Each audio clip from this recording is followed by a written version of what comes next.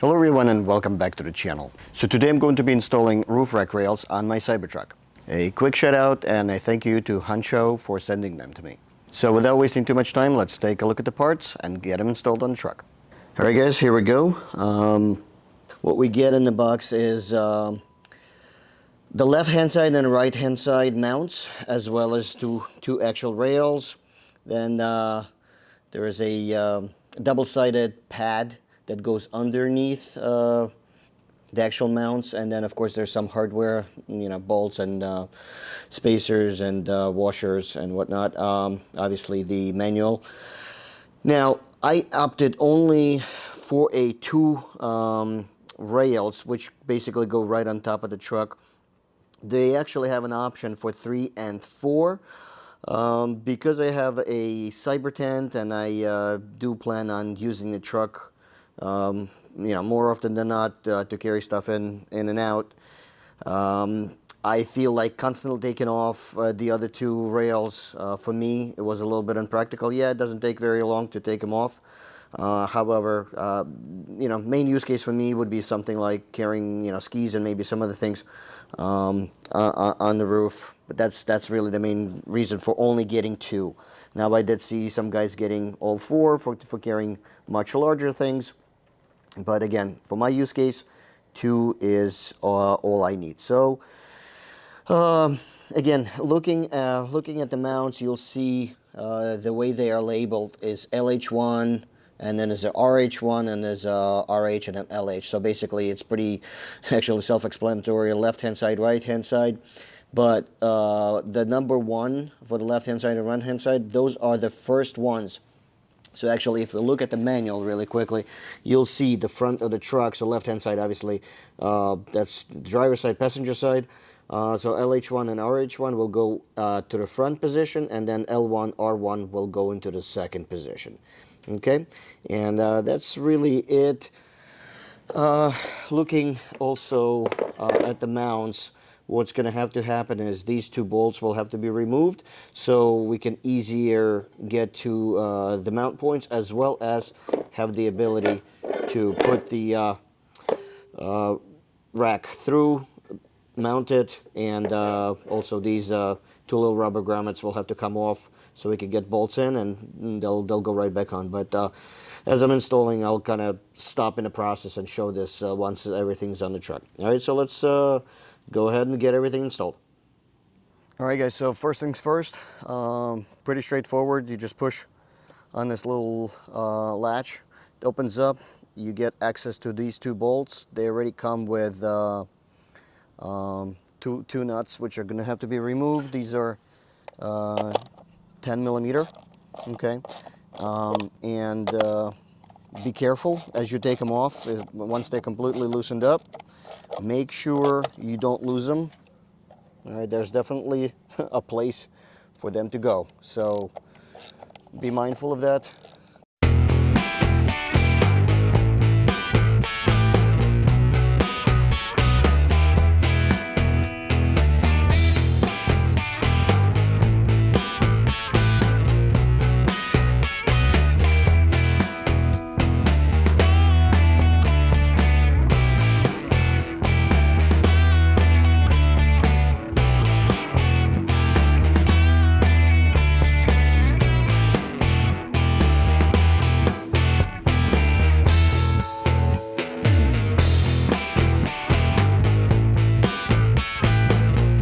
Alright guys, so I wanted to quickly stop to show you what this looks like.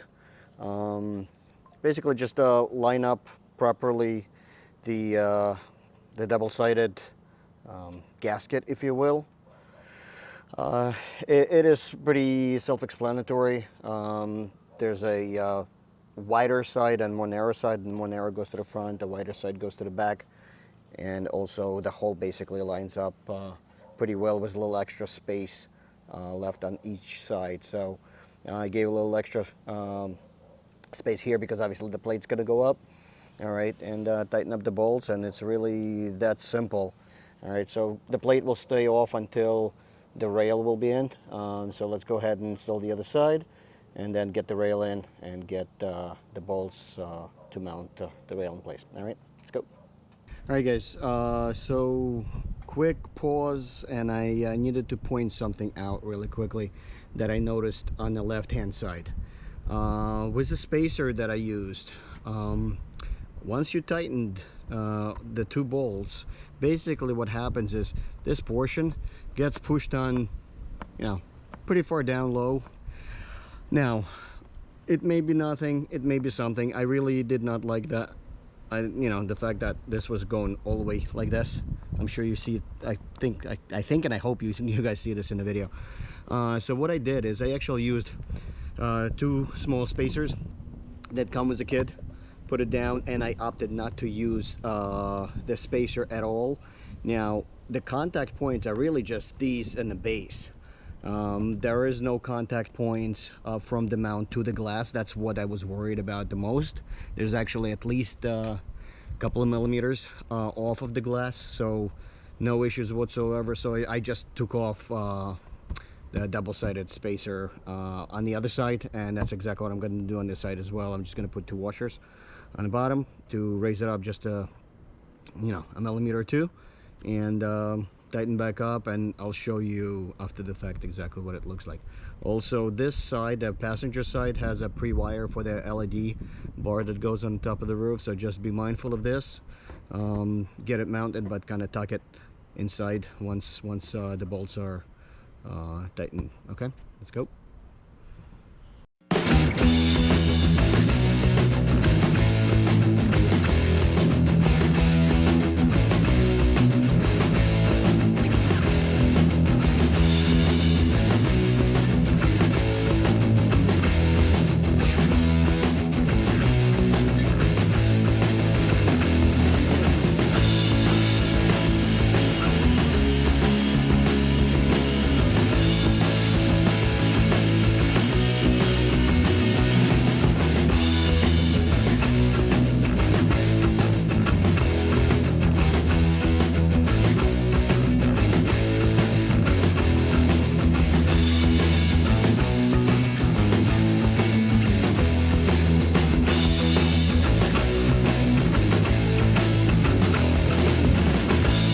Alright guys, so this is what a front one looks like.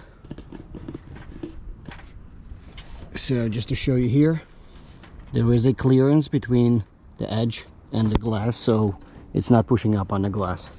Alright, same thing here. As you see, there is a little bit of clearance, so we're good there. There's no pressure on the glass. All the pressure is on the mount and the bolts. Alright, as from the top, there's basically just two bolts that hold this in place. Same thing on the other end. Alright, so now we're just going to get rubber grommets. We'll put them back inside, put the plate back in, two bolts, and the front is done, and then we'll repeat for the second round.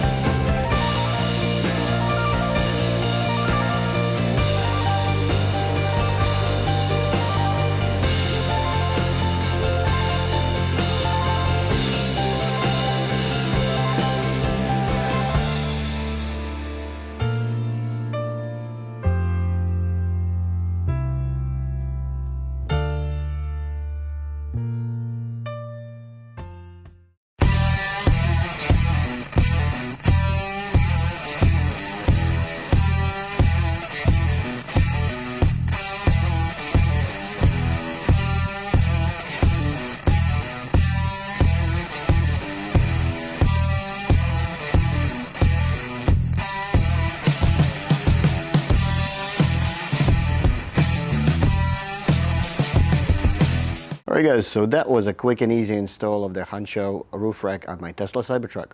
Overall, the rack rails are pretty solid, so I am looking forward to start using them pretty soon. So that will do it for today. As always, if you guys like the video, don't forget to give it a thumbs up, subscribe to the channel.